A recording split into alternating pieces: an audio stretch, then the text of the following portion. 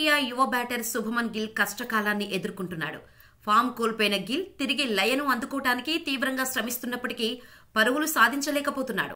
తాజాగా ఎదుర్కొన్న రెండో బంతికి వికెట్ను చేజార్చుకుని డకౌట్గా వెనుతిరిగాడు. ఉప్పల్ వేదికగా ఇంగ్లాండ్తో జరుగుతున్న తొలి టెస్టులో 2 ఇన్నింగ్స్లలో 23 పరుగులే సాధించి విమర్శలు ఎదుర్కొంటున్నాడు.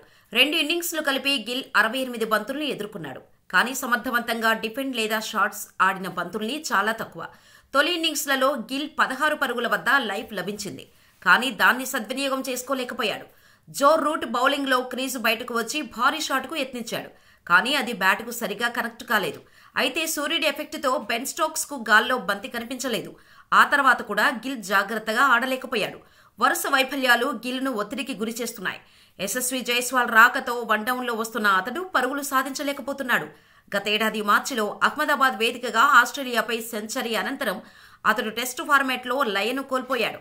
ఆ తర్వాత ఒక్క హాఫ్ సెంచరీ కూడా చేయలేదు. ఈ నేపథ్యంలో గిల్పై నెట్టింట్లో విమర్శలు వస్తున్నాయి.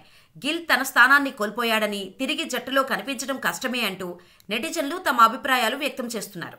మరోవైపు గిల్కు కష్టకాలంలో భరోసా ఇవ్వటానికి ఇతర ప్లేయర్లకు అన్యాయం చేస్తున్నారని సెలెక్టర్లపై మండిపడుతున్నారు.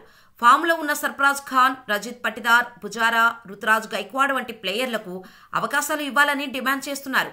ఇటీవల గిల్ ఫామ్ గురించి కేఎల్ రాహుల్ స్పందిస్తూ వికెట్ను కాపాడుకునే పరిస్థితుల్లో గిల్ బ్యాటింగ్కు రావాల్సి వస్తుందని, అందుకే గిల్ జాగ్రత్తగా ఆడుతున్నాడని మద్దతుగా నిలిచాడు.